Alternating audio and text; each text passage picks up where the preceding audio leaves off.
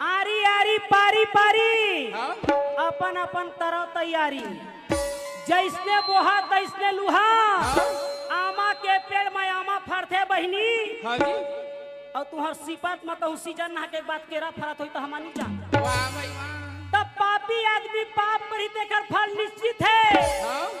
और जिन पुण्य करही तेकर फल भी निश्चित है। वाह भाई वाह। एक हर बार तो बड़े बड़े राजा महाराजा से लेके भिखारी तक पाप को कम करने के लिए धर्म करते हैं। वाह भाई वाह। झाड़ लगा ले बाबू ले या कहाँ ले हो।